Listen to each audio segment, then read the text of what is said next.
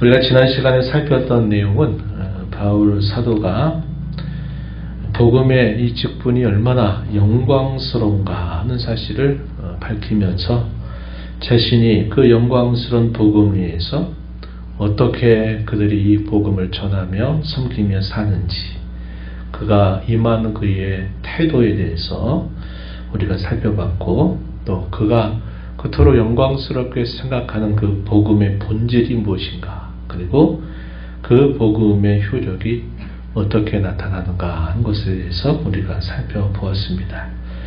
이어서 오늘 살펴가는 이 말씀, 우리가 읽은 이 본문의 내용은 바울 사도 자신이 이 복음을 전하는 사람으로서 그가 겪는 여러 고난, 또 시련, 역경, 그것이 갖는 의미, 그게 무엇인지, 그리고 그럼에도 불구하고 그것을 이겨내게 하는 이 소망의 근거가 무엇인가를 우리에게 잘 밝혀줍니다. 그래서 그것은 1차적으로는 사도와 그의 동료들의 실제적인 경험의 고백이면서 동시에 그것은 그들만의 전유물이 아니라 모든 성도에게도 그와 같은 그런 공유할 수 있는 그런 경험의 내용이다 하는 사실을 밝혀줍니다. 그래서 이 내용들이 우리가 많이 읽어본 말씀이기도 하고, 이 말씀 속에서 오늘 우리가 어떻게 그리스도와 더불어 매일매일 살아가야 되는지 이 말씀을 통해서 다시 한번 새롭게 하는 시간이 되기를 바랍니다. 오늘 본문의 내용은 계속 사도가 무엇에 대해서 얘기하면서 쭉 이어가는 말씀이냐 하는 것은 우리가 앞에 쭉 읽은 문맥을 따라서 우리가 살펴보는 대로입니다. 그래서 바울 사도는 자신이 이 새 언약의 일꾼, 곧 복음의 일꾼이 된 것을 대단히 영광스럽게 생각했고, 그렇게 생각할 수밖에 없는 이유는 이 복음 가운데서 그리스도의 영광의 광채가 아주 선명하게 드러나고 있기 때문이다 하는 사실을 그가 말합니다. 그리고 그 복음을 우리가 이렇게 듣고 믿게 된 것은 결단코 우리 사람이 가지고 있는 지혜와 능력에 달려있는 것이 아니라, 그것은 사탄의 수많은 미혹들, 이 생명의 복음이 부러지지 못하게 하도록 혼미하게 하는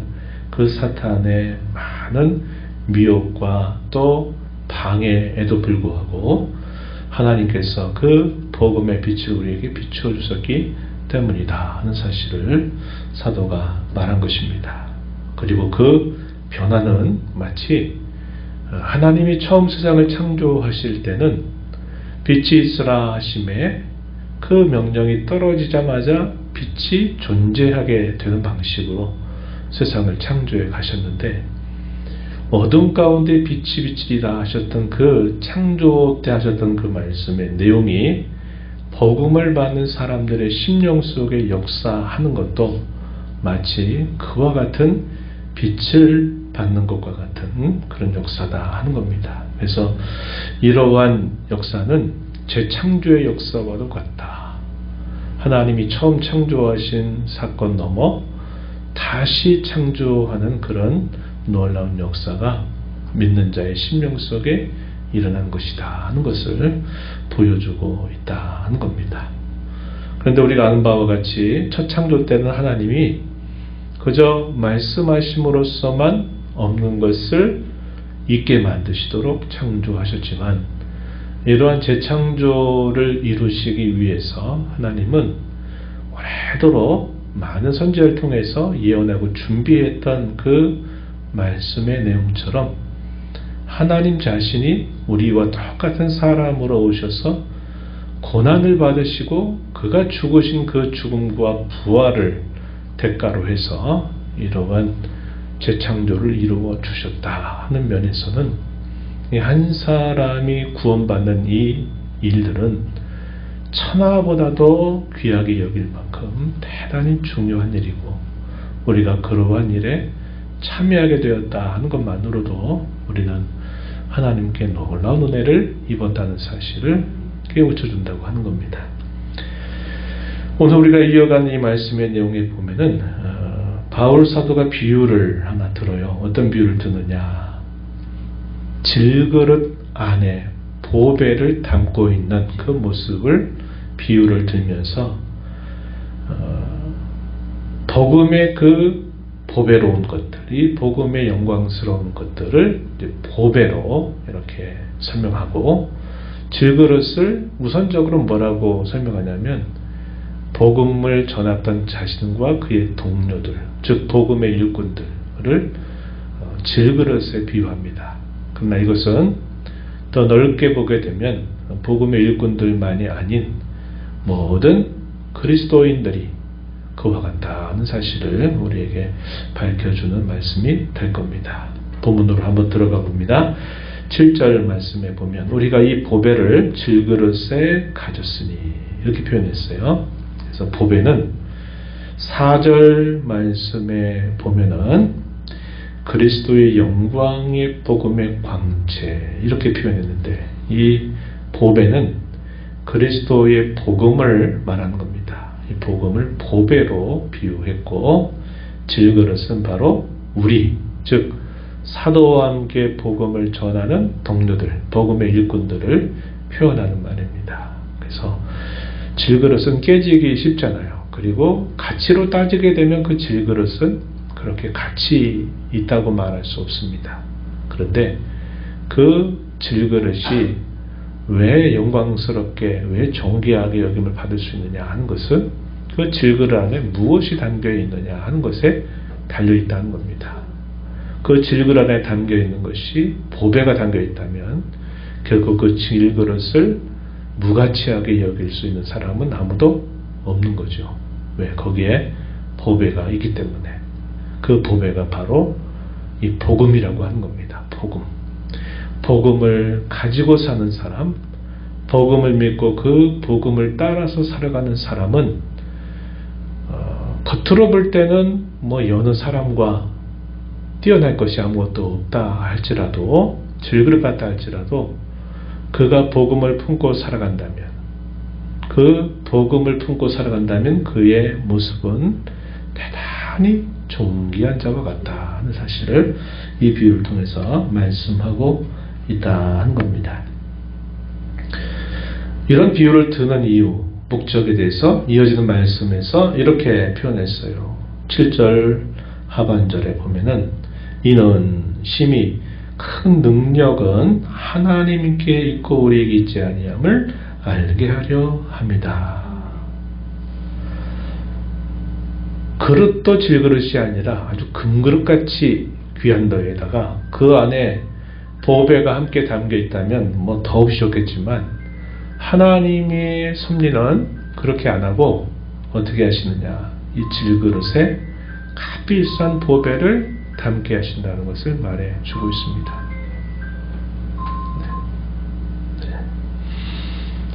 왜 하나님 그렇게 하셨느냐 했을 때는 그 가치와 그것은 결국 그 질그릇 자체가 가신 것이 아니라 그 보배 자체가 가지고 있기 때문이라는 겁니다. 그래서 큰 능력이 사람에게 있는 것이 아니라 하나님께 있음을 알게 하려 합니다. 이렇게 말합니다. 보배를 가지고 있는 그 질그릇에서 보배를 빼버리면 뭐 그것은 그야말로 별로 가치 없는 하나의 그릇에 불과하다는 거예요. 그런데 그 보배가 담김으로써 그것이 갖는 가치가 대단히 존귀하다는 거죠.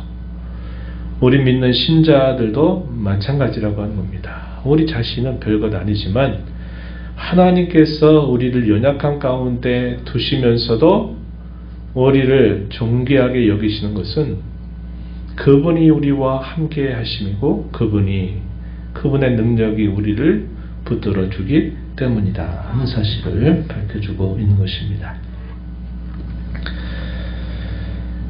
그리고 그 하나님께서 나타내시는 그분의 능력의 지극히 크심이 어떻게 나타나는가 사도가 하나씩 묘사하는 내용들이 이어집니다. 우리 많이 읽어본 말씀이고 또 우리가 읽을 때마다 참 많은 격려를 받는 말씀이기도 하죠. 8절 한번 보세요. 우리가 사방으로 우겨쌈을 당하여도 쌓이지 않는다. 답답한 일을 당해도 낙심하지 않는다. 박해를 받아도 버림받지 않는다. 거꾸러뜨림을 당하여도 망하지 아니한다. 우겨싸움을 당하고 답답한 일을 당하고 박해를 받고 거꾸러뜨림을 당하는 것 자체는 누구나 좋아할 리 없는 일들입니다. 그것은 마치 힘이 없어서 약해서 당할 수 있는 모든 수치와 수모가 될 수 있을 법한 일들이라고 하는 겁니다. 그럼에도 불구하고 그런 일들로 인해서 쓰러지고 넘어지고 못 일어서는 것이 아니라 그런 모든 일들 속에서도 결국 그 모든 일들을 감당하고 이겨나가게 하시는 것은 결국 하나님의 능력이 함께하기 때문이다 하는 사실을 사도가 밝혀주고 있다는 겁니다. 이것은 마치 뜬구름 잡는 이야기 같이 말하고 있는 게 아니죠. 사도는 자신이 지나온 오랜 삶 속에서 겪었던 참 많은 일들을 이렇게 몇 가지로 간단하게 요약해서 혹은 그 많은 일들 중에서 몇 가지를 추려가지고 자신이 실제적으로 겪어왔던 다양한 경험 중의 일부를 이와 같이 표현했다는 겁니다. 그래서 자신이 그런 일들을 당하면서 이제는 여기가 끝이구나. 여기서 더 이상 앞으로 나갈 수 없겠구나. 여기서 다시 일어날 수 없겠구나. 이렇게 판단이 되는 그런 일들 속에서도 놀랍게도 하나님은 또다시 그에게 길을 열어주시고 또다시 그를 일어서게 하시고 또다시 그는 그 어려움을 뚫고 앞으로 나가도록 하나님이 인도해 주셨다는 것을 말해주고 있습니다. 고린도후서 1장에서 우리가 처음 읽었던 내용이 하나님은 위로의 하나님이다 하는 말로 시작을 했던 것을 기억하죠. 살 소망이 끊어지고 마음의 사형 선고를 받은 것처럼 그러한 경험이 있었다는 겁니다. 그럼에도 불구하고 이런 고난이 우리에게 넘칠 때 또 함께하는 것은 그리스도의 그 고난이 넘친 것처럼 그의 위로하심이 또 넘친다는 겁니다. 그래서 위로는 대단히 소극적인 의미가 아니라 그랬어요. 의미는 우리 사람이 할 수 있는 위로는 공감입니다. 공감. 많이 힘드시겠습니다. 많이 아프시겠습니다. 얼마나 힘들었을까요? 정말 그랬겠습니다. 우리가 할 수 있는 정도는 되게 공감입니다. 공감. 이 공감만으로도 내 마음을 알아주는구나 하는 것 때문에 사람 위로를 받지만 하나님이 위로하신다 하는 그 위로의 내용은 공감을 정도를 말하는 게 아니라 어떤 역경과 어려움과 시련을 넘어설 수 있도록 강하게 하시는 것을 위로라고 표현하고 있다는 겁니다. 그래서 위로라고 하는 말에 여러 언어들의 근원들을 쫓아갔을 때 이 위로라는 말 속에는 강하게 한다 이런 의미가 있다 그랬죠. 강하게 한다. 강하게 해서 그 어려움의 정도를 딛고 넘어설 수 있도록 그렇게 강하게 해주시는 것을 위로라고 표현하고 있다는 겁니다. 그래서 사도 자신의 이런 경험들을 통해서 하나님의 능력이 이렇게 나타났다 이렇게 말하죠. 우리 생각에는 어떤 생각이 들까요? 하나님의 능력이 아예 처음부터 강력하게 나타나서 사람들을 꼬꾸라뜨리고 사람들로 하여금 두려움에 떨게 하고 사람들로 하여금 완전히 압도당하는 능력을 베풀어서 모든 사람이 다 그 앞에 엎드러지고 그 말씀 앞에 그들이 다 설복을 당하는 그런 일이 있기를 바라는 거죠. 근데 역사적으로나 현실적으로 하나님이 그렇게 하시는 일들은 많을까요? 적을까요? 매우 적습니다. 보통 적은 게 아니라 매우 적어요. 매우 적어요.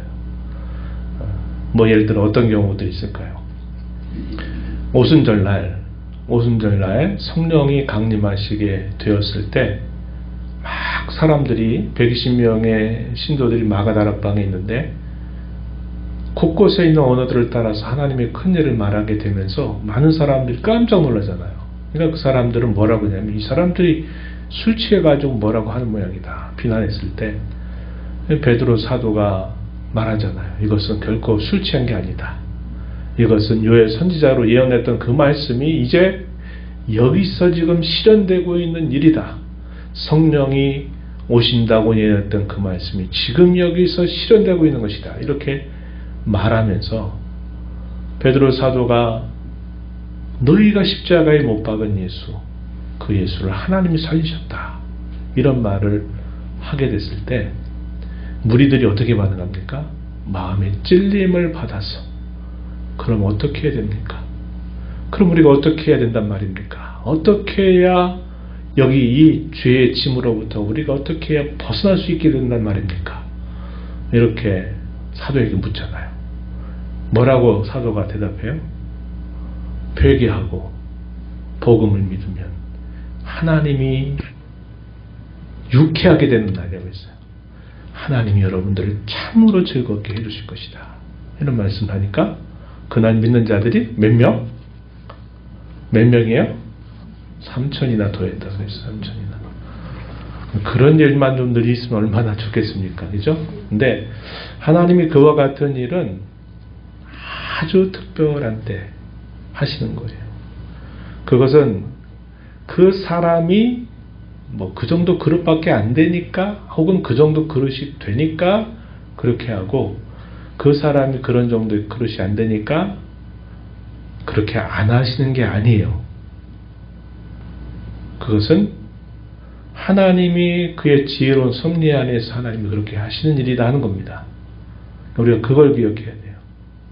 그것이 내가 정말 잘 준비하고 내가 그릇이 되고 내가 많이 기도하고 내가 많이 있으면 하나님이 나를 통해서 그런 하나님의 능력을 직접적으로 이렇게 많이 나타내겠지. 우리가 그렇게 생각이 쉬운데 그렇지 않다 이 말이에요. 하나님이 꼭 필요하다고 여기시는데 하나님이 그와 같은 역사를 나타내실 때가 있어요. 우리 이사야 말씀을 전에 읽었잖아요. 지금 읽고 가고 있지만 히스기야 시대 아무런 준비할 수 없는 그런 상황에 이 사내립이 대군을 이끌고 예루살렘까지 포위에 들어왔을 때 이제 그야말로 물이 목 여기까지 차오르는 그 위험에 있을 때 하나님께서 극적으로 그런 능력을 나타내시는 그런 기적을 행하시잖아요. 그러니까 그런 일들은 역사 속에서 늘 반복되는 일이고 그 사람이 어떻게 준비하느냐에 따라서 그것이 또 나타나고 안 나타나고 하는 문제가 아니다 하는 겁니다. 대부분 어떨까요? 그런 경우가 아니라는 거예요. 하나님의 능력을 왜 그렇게 소극적으로 나타내시느냐. 사도가 말한 것처럼 왜 하나님의 능력이 크다면 우겨싸움을 당하게 하며 왜 또 거꾸로 뜨림을 당하게 하고 왜 답답한 일을 당하게 하는가. 하나님의 능력이 크다면 아예 이런 일이 없도록 해야 이게 진짜 하나님 능력 아니냐. 우리는 이렇게 생각하기 쉽고 이런 능력을 바라요. 그러나 하나님은 그렇게 하는 경우가 아주 희귀하다는 거예요. 바울 사도가 그렇게 어쩌면 대사도처럼 그런 놀라운 복음의 역사를 이루지만 그의 말을 듣고 꼬꾸라지는 그런 일들은 거의 찾아보기 힘들어요. 박해 가운데 시련 가운데 복음을 전하게 하신단 말이죠. 안 될 것 같은데 근데 나중에 보니까 하나님은 그곳에 교회가 서도록 하나님이 또 교회를 세워가시는 것을 나타내 주시는 거죠. 이게 참 우리에게는 하나의 큰 숙제가 될 겁니다. 왜 하나님이 살아계시다면 그렇게 안 하고 왜 이렇게 하시는가. 사람들은 예수 믿는 사람들이 저렇게 약해가지고 예수 믿는 사람들이 왜 저렇게 맨날 저런 일만 겪는지 이런 식으로 생각하도록 하나님이 그렇게 대부분 행하시느냐 하는 것이 하나님의 지혜로운 섭리 안에 담겨있다 하는 것을 보여주는 겁니다. 그 뒤에 이어지는 말씀을 보세요. 이제 한번 보겠습니다. 10절 11절 말씀을 우리가 주목해 볼 필요가 있어요. 우리가 항상 예수의 죽음을 몸에 짊어짐은 예수의 생명이 또한 우리 몸에 나타나게 하려 합니다. 11절 우리 살아있는 자가 항상 예수를 위하여 죽음에 넘겨짐은 예수의 생명이 또한 우리 죽을 육체에 나타나게 하려 합니다. 여기에 하나님의 지혜로운 섭리가 여기 있다는 겁니다. 이걸 깨닫는 게 힘들어요. 머리로 알고 있지만 또 우리가 가슴으로 이걸 깨닫는 게 싫어요. 때로는 싫어요. 힘들어요. 감당하기가 힘들어요. 근데 하나님은 이렇게 하신다는 거예요. 외적인 능력에 의해서 하나님의 살아계심이 나타나가지고 어떤 사람도 그 하나님의 역사 앞에서 토를 달거나 모욕하거나 말할 수 없도록 하는 일이 있다면 좋겠죠. 근데 그때는 어떤 일이 될까요? 그 능력이 너무나 무섭고 크고 그래서 거기에 엎드리는 거예요. 외적으로 봤을 때는 그게 그냥 능력이 정말 크게 나타난 것처럼 보이지만 그 큰 능력에 의해서 사람이 재창조되는 일, 사람이 거듭나는 일들은 많지 않아요. 예수님 당시에 수많은 기적들을 행했을 때 사람들이 처음에는 그 일로 놀라면서 하나님께 영광을 돌리다가 나중에 주님이 행하시는 기적이 너무 자주 반복이 되니까 사람들이 어떻게 생각해요? 이제 식상하다는 겁니다. 식상하대요. 뭔가 오늘은 좀 다른 걸 좀 보여달라는 거예요. 다른 거. 예수님이 정말 우리를 구원하실 메시아라면 이제까지 보인 거 말고 또 다른 것들을 좀 보여달라는 거예요. 예수님 뭐라고 말씀하세요? 표적만 구하고 믿지 않는 세대에 대해서 심히 책망하셨던 말씀을 하셨던 때가 있어요. 외적으로 나타나는 것은 별로 자기와 상관없어요. 그냥 어우 대단한데 놀라운데 이렇게 끝나는 거예요. 그러나 고난을 겪고 쓰러질 것 같고 안 되고 하는 것들이 자기의 몸에 자기의 마음 깊은 곳에 깊은 어떤 영향을 미쳐가지고 아 정말 이건 안 되겠구나. 죽을 것 같다. 더 이상 못할 것 같다. 이런 마음이 있어서 그야말로 죽음의 문턱까지 다 다다르게 되는 그런 일들을 경험하게 될 때 얼마나 우리 자신에 대해서 절망하고 우리가 얼마나 이거밖에 안 되는가 하는 생각을 우린 갖게 돼요. 그런데도 놀라운 것은 죽을 것 같은데 하나님이 여전히 붙들고 계신다는 것이고 도무지 앞으로 못 나갈 것 같은데 또 다시 나갈 수 있도록 우리의 마음을 하나님이 또 붙들어 주신다는 거예요. 그래서 하나님의 이런 능력은 대단히 역설적이라는 사실들을 나타내요. 그런 일들이 우리 자신에게 찾아와서 깊은 영향을 미쳤을 때 우리가 그거에 따라 죽을 것 같기도 하고 또 하나님의 은혜를 받으니까 또 다시 살아날 것 같고 이것들이 우리의 마음 깊은 곳을 곳곳마다 이렇게 곳곳마다 우리의 마음, 우리의 깊은 곳들을 다 건드려요. 만지게 하신다는 거예요. 그래서 그것으로부터 우리를 일으켜 주실 때 그것이 우리에게 놀라운 경험이 되고 아 하나님이 살아계시구나. 아 하나님이 이렇게 도우시는구나. 하나님이 이렇게 나를 붙들어 주시는구나 하는 것을 경험하게 하신다는 거예요. 우리 흔히 그런 말 하잖아요. 좋은 일, 즐거운 일을 통해서 배우는 것보다 아픔과 역경과 고난을 통해서 배우는 것이 훨씬 많다고 그래요. 마찬가지입니다.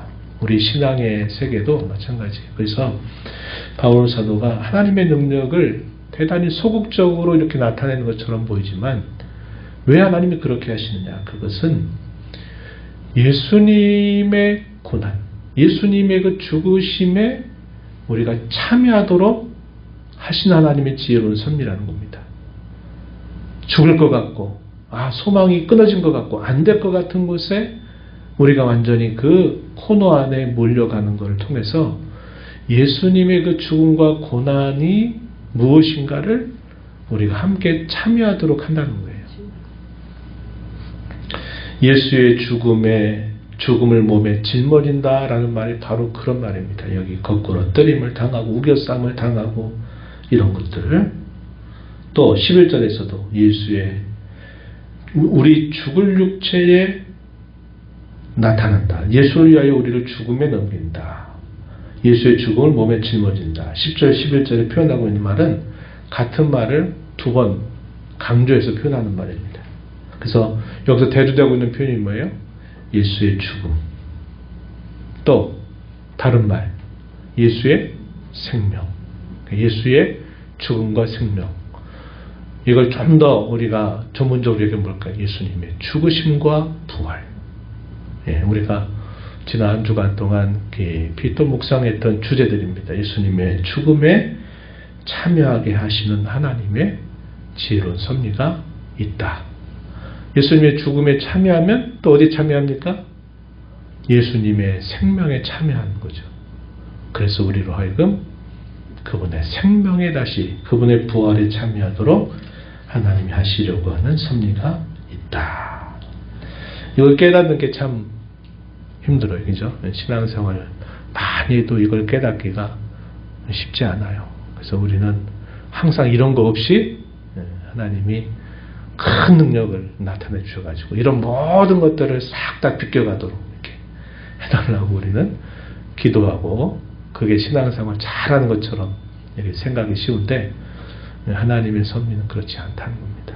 그래서 우리 외적인 것들이 아니라 우리 내면 깊은 것들을 하나님이 만지시고 우리를 새롭게 하시기 위해서 하나님은 우리에게 이런 일들을 겪게 하고 참여하게 하고 오히려 믿지 않는 사람보다 더 이런 일들에 많이 경험하도록 우리를 이끌어 가시는데 그 목적은 우리로 예수 그리스도의 부활에 참여하도록 하시는 것을 경험하게 하기 위해서 그렇게 하시는 것이다 하는 것을 밝혀주고 있습니다. 13절과 14절의 내용에 가면요, 이것이 사도와 그의 동료들의 경험만이 아니라 바로 모든 믿는 사람들, 그의 심령 속에 보배를 품고 살아가는 모든 사람들도 역시 그와 같다는 사실을 밝혀주고 있습니다. 13절을 한번 말씀해 보세요. 우리가 같은 믿음의 마음을 가졌다. 이 표현은 이게 좀 번역을 제대로 했다 보기가 좀 어려워요. 우리가 같은 믿음의 마음을 가졌다 하는 말은 우리가 같은 믿음의 성령을 가졌다 하는 말로 번역하고 이해하는 것이 훨씬 좋습니다. 같은 믿음의 성령. 그러니까 사도와 그 복음의 일꾼들에게 믿음을 일으키신 성령께서 또 역시 그 동일한 성령께서 그 사도들이 가졌던 동일한 믿음을 일으키시는 그 성령을 받게 될 때 역시 동일한 그런 동일한 부류 안에서 속하게 된다는 것을 말하는 겁니다. 그러니까 이게 마음이라고 번역을 했는데 원어적으로는 영, 마음, 정신 혹은 성령 이렇게도 번역을 할 수 있는 말이에요. 푸니마라는 말을 사용해요. 근데 이 말을 문맥과 여러 가르침에 따라서 정확하게 표현하면 마음 혹은 정신 혹은 영 이렇게 말하는 것이 아니라 우리에게 동일한 믿음을 갖게 하시는 성령. 여러분들이 거기다가 써놓으세요. 이렇게 성경을 이렇게 문자적으로 번역을 할 때 그냥 단어와 단어대로 이렇게 번역을 할 때 이런 중요한 어떤 의미를 담고 있는 말들이 이렇게 쉽게 이렇게 번역이 돼가지고 그 의미가 좀 약해질 때가 있어요. 지금 우리가 이사야서 읽고 있잖아요. 이사야서 읽을 때 우리 개역 개정판에서는 의라고 하는 말을 공이라는 말로 일괄적으로 번역을 해버려가지고 문맥에 안 맞게 그냥 단어들을 동일한 단어가 어떤 경우에는 공의로 혹은 의로움을 나타내는 의로 이렇게 번역될 수 있는 말이에요. 그러면 그 말의 의미가 여기서는 공의로 번역하는 것이 옳은지 아니면 의로움으로 번역하는 것이 옳은지를 잘 판단했어야 되는데 이 성경을 번역한 사람이 그냥 단어 가지고 일괄적으로 이건 공의로 번역한다 해가지고 그냥 그렇게 해버리니까 중요한 의미가 퇴색돼 버려요. 그래서 제가 자주 이 말보다는 그냥 의로 이 표현을 이해하는 게 훨씬 좋습니다. 제가 이 말을 자주 반복하죠. 그러니까 이와 같은 일들이 있다는 거예요. 14절에 주 예수를 다시 살리시니가 예수와 함께 우리도 다시 살리사 너희와 함께 그 앞에 서게 하실 줄을 아노라. 우리도 다시 살리사 너희와 함께. 우리와 너희, 우리는 복음의 일꾼들이죠. 너희는 고린도 교회 성도들을 말합니다. 그래서 같은 믿음을 가진 성령으로 말미암아 이 사도들의 경험은 자신들만의 경험만이 아니라 모든 동일한 믿음을 가진 신자들도 역시 이와 같은 경험을 한다는 사실을 말해줍니다. 그러므로 사도는 뭐라고 말하느냐? 낙심하지 않는다 그랬어요. 16절. 낙심하지 않는데요. 또 성도들에게 뭐라고 말하는 겁니까? 낙심하지 말라고 이야기하는 거예요. 왜 낙심하지 말라고 하느냐? 그 이유를 세 가지 정도로 하나씩 소개했어요. 첫 번째는 16절에 보니까 우리의 겉사람은 낡아지지만 우리의 속사람은 날로 새로워진다. 이 막연한 기대를 표현하는 말이 아니에요. 이게 무슨 말이냐면 막연한 기대는 뭘까요? 아유 지금은 어렵지만 나중에 잘 될 거야.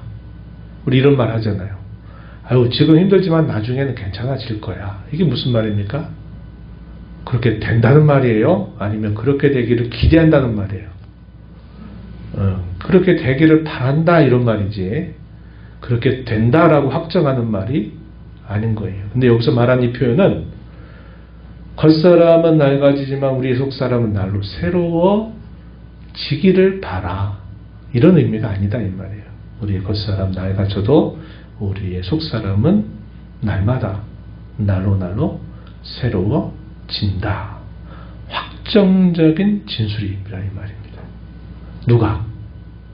모든 믿는 성도들. 진실한 신앙을 가진 모든 성도들이 다 이와 같이 된다는 거예요. 그러면 겉사람이 뭘 말할까요? 겉사람은 우리 연약한 육체를 말합니다. 육체적인 생명, 건강, 여러 가지 우리의 어떤 상태 이런 것들을 표현하는 거죠. 속사람은 뭘까요? 거듭난 우리의 생명 이것들은 날로 새로워진다 이렇게 말합니다. 왜 나이가 들면 나이 드는 티가 이렇게 나야 될까요? 우리는 안 그러면 좋겠는데 그죠? 젊을 때나 나이가 들어서도 똑같이 젊을 때같이 건강하다가 하나님 와라 그러면 그때 다 건강 모습으로 가면 참 좋을 텐데 총기도 있고 지혜도 있고 다 그냥 힘 있을 때 주님께 가고 싶은데 하나님은 그렇게 우리를 안 부르셔요. 대개는 어떻게 하십니까? 힘이 빠지게 하고 지혜도 옛날 같지 못하고 금방금방 까먹고 또 뭘 좀 하려고 하는데 뭔가 마음이 말을 안 듣고 손발이 못 따라가고 이런 일들을 모든 인생에게 하나님이 운명처럼 섭리 가운데 그렇게 하셨어요. 하셨단 말이에요. 믿음 좋은 사람은 이런 거 안 겪고 그러면 다 갑자기 싹 됩니까? 아니에요. 그런 믿음의 여부와 상관없이 하나님은 우리 인생 속에 우리 인생을 낮아지게 하도록 이렇게 하나님이 하시는 그 뜻을 정하셨어요. 그러면 우리 믿는 신자들은 아이고 내가 나이 들어서 이거 아무것도 못하고 이게 도대체 이게 뭐냐 우리가 이렇게 속상하겠지만 하나님은 그걸 통해서 우리에게 뭘 말하실까요? 네가 약할 때 더 나를 의지하고 내가 너에게 주는 소망을 너는 붙들고 내가 너와 함께 한다는 사실을 너는 기억하고 살아라 하는 겁니다. 우리가 힘이 있고 머리 좋고 돈도 있고 다 잘할 수 있을 때 우리 생각은 하나님을 위해서 내가 큰 일을 내가 하겠다 이런 생각을 할 수 있지만 실제 그렇게 되면요 우리 실력 변변치 않아요. 솔로몬 어릴 때 하나님께로 특별한 은혜를 받아가지고 그와 같은 지혜를 가진 사람이 없었어요. 그와 같은 부귀를 누렸던 사람이 유다의 왕조 가운데 없을 정도였습니다. 근데 그 지식이 뛰어나고 부가 많으니까 솔로몬이 어디로 마음을 둡니까? 즐거움과 쾌락과 여인의 마음을 다 빼앗겨가지고 젊은 날들을, 소중한 시간들을 다 허비해요. 그러다가 나중에 이제 또 정신 차리고 보니까 자기가 지나왔던 모든 삶을 보니까 참 허망하고 헛되더라 하는 것들을 말합니다. 전도서, 잠언 이런 것들을 얘기하잖아요. 그러니까 우리 생각과 다르게 우리가 실제적으로 그런 처지에 있게 되면요, 그때 하나님을 더 사랑하고 더 많이 섬기겠다 하지만 사실은 쓰러질 일이 더 많은 거죠. 그래서 하나님은 우리 인생을 그렇게 하도록 섭리로 이끌어 가신다는 겁니다. 그래서 우리 신자는 이제 나는 죽을 것밖에 안 남았다 이런 생각하지 말고, 우리의 연약함을 하나님이 우리에게 보이실 때 하나님이 그래도 나를 사랑하신다, 하나님의 약속은 그래도 변함이 없다, 하나님은 내게 더 진정한 소망이 되신다. 돈을 의지해도 안 되고, 건강을 의지해도 안 되고, 자식들 의지해도 안 되고, 부모님 의지해도 안 되고, 그리고 하나님밖에 없습니다 라는 그런 고백을 우리에게 갖고 살기를 원하시는 거죠. 그게 그게 뭐냐? 하나님 앞에 우리의 속사람이 날로 날로 새로워지고 하나님을 더 가까이 하는 모습이 된다 하는 겁니다. 그래서 우리가 이런 말씀 앞에 무슨 생각이 드느냐? 우리의 신앙생활은 올바른 신앙이라면 우리의 신앙은 반드시 성장하는 거예요. 제자리 걸음치거나 뒤로 물러설 수 없어요. 왜 그럴까요? 우리의 신앙은 깊어지게 돼 있어요. 성장하게 돼 있어요. 그 성장이 멈춰 있다면 뭔가 지금 무슨 문제가 있다는 것을 발견하고 우리의 신앙을 새롭게 할 필요가 있어지는 겁니다. 우리의 신앙은 필연적으로 성숙해지게 있어요.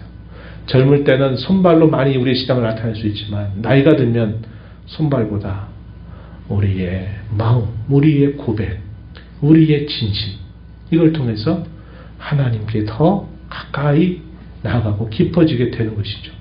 그래서 이런 것들이 분명히 나타나게 되어 있고, 두 번째 17절에 보니까 잠시 받는 환난에 경한 것이 지극히 크고 영원한 영광에 중한 것을 우리에게 이루게 합니다. 왜 우리가 낙심하지 말아야 되느냐? 두 번째, 잠시 받는 환난에 경한 것. 환난이 경한 것이 어디 있습니까? 가벼운 게 어디 있어요? 이 경하다라는 말은 가벼울 경자를 썼어요. 환난에 가벼운 것. 우리가 볼 때 환난이 가볍고 쉬운 거 없어요. 다 힘들어요. 그래서 여기서 환난에 경한 것, 영원한 영광에 중한 것, 이것을 선명하게 대조하고 있는데, 우리가 받는 환난이라고 하는 것 자체가 그 무게로 따지면은 가볍다는 거예요. 환난이라고 하는 가벼운 것, 영원한 영광이라고 하는 그 무거운 것을 이렇게 대조했을 때, 그 영원한 영광의 그 무거움에 비하면 우리가 받는 이 환난은 작고 가벼운 것이다, 이렇게 우리에게 말하는 겁니다. 그래서 우리에게도 영원한 영광의 그 중요한 것, 무거운 것을 우리에게 이루게 하신다는 겁니다. 그러므로 우리는 결코 환난 가운데 낙심하지 말아야 된다. 세 번째는요, 18절, 우리가 주목하는 것은 보이는 것이 아니요 보이지 않는 것이니 보이는 것은 잠깐이요 보이지 않는 것은 영원합니다. 우리의 시선을 어디로 향하게 하신다는 겁니까?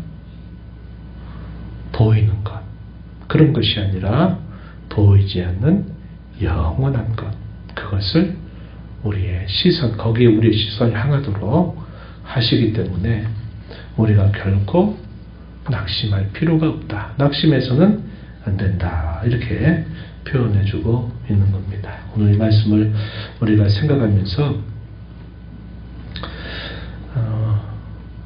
우리는 질그릇이지만 우리가 가진 복에 예수 그리스도의 그 영광스러운 복음을 우리는 가지고 있다. 이걸 생각하고 우리 자신은 가치가 없지만 하나님이 우리에게 주신 이 복음 또 예수 그리스도 그분은 우리의 모든 것을 가장 존귀하게 하시는 것이다 하는 것을 우리가 기억하고 이 질그릇 같은 우리에게 그리스도의 그 부활의 생명이 나타나게 하시려고 하나님이 때로 우리에게 여러 환난이라고 하는 것들을 통해서 그리스도의 죽음에 참여하게 하지만 그것은 궁극적인 목적이 아니라 궁극적인 목적은 우리로 그분의 생명에 참여하게 하시는 하나님의 섭리가 있다. 이렇게 생각하고 우리는 보배를 가진 질그릇이다. 이런 생각을 해야 됩니다.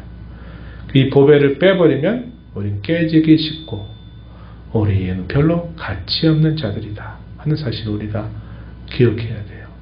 그러나 우리는 보배를 가지고 있다 하는 사실을 꼭 기억해야 되겠고 우리가 그리스도의 죽으심과 부활에 참여하는 것은 우리의 일상의 삶 속에서 하나님이 그렇게 하도록 하나님이 우리의 삶을 이끌어 가신다 하는 겁니다. 그래서 고난과 역경이 올 때 본성적으로 힘들고 어려움이 있지만 그 고난과 어려움을 통해서 우리는 예수님의 그 죽으심에 참여한다는 이런 마음을 갖고 그 죽음에 참여하면 그분의 다시 부활하심에 참여하게 되리라고 하는 소망을 갖고 고난과 역경과 시련을 잘 감당해 나가는 저와 여러분이 되기를 바랍니다.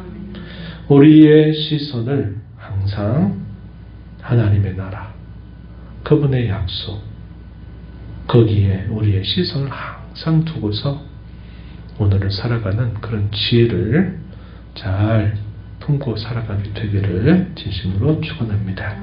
하나님 아버지 감사합니다. 오늘 저희에게 주신 이 말씀을 통해서 바울 사도가 자신의 복음의 일꾼된 여러 동료들과 더불어서 하나님이 그들의 모든 이 복음의 여정 속에 여러 가지 많은 어려움과 난관들을 만나게 하신 것이 참 이해할 수 없는 일처럼 보였지만 그렇게 하시는 하나님의 섭리는 예수님의 그 죽으심에 참여하게 하심으로써 마침내 그리스도의 생명을 경험하게 하시려는 하나님의 섭리가 있다는 사실을 분명히 밝혀 주었습니다. 그러므로 낙심하지 않는다고 말합니다. 또 낙심하지 말라고 또 격려합니다. 그런 말씀을 저희 마음에 깊이 새겨서 보배를 가진 질그릇으로 늘 저희 자신을 기뻐하면서 이 땅에 사는 동안 닥친 여러 시련과 환난과 어려움 때문에 낙심하고 절망하지 않게 하시고 그 일을 통해서 그리스도의 죽으심과 부활에 참여하게 되는 그런 복을 누리게 해주시기를 간절히 바라옵나이다. 예수님 이름으로 기도하옵나이다. 아멘.